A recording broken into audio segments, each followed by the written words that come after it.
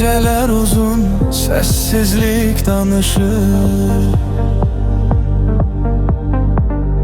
Kalbimde adın hele de yaşıyor.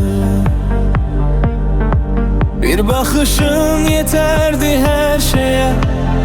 İndi hatireler yandırır beni gece gündüz. Dedim ki gidersen inanmadım hiç bak. Sözlerin kaldı sen ise uzakta. Yüreğim bilirdi ama sustu yine. Sevgi bezen ağır ceza demektir. Sensiz bu şehir nefes almır, her küçe adını pıçıldayır. Ben seni unutmağı bacarmıram, sensiz bu yürek yaşamağı bilmir.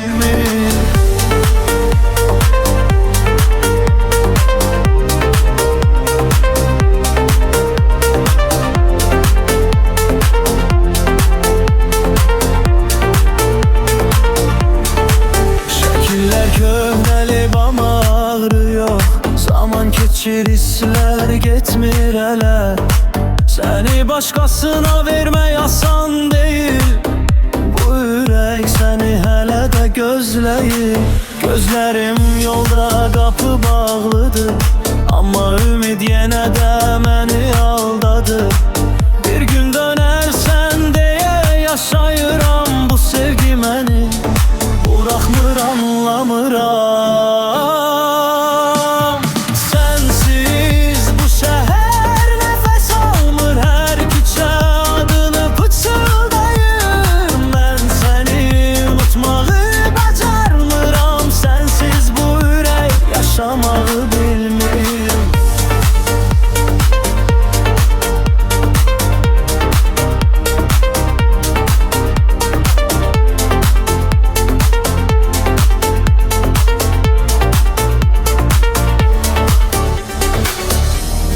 Eğer kayıtsan her şey susar, ağrıda korkuda yok olar.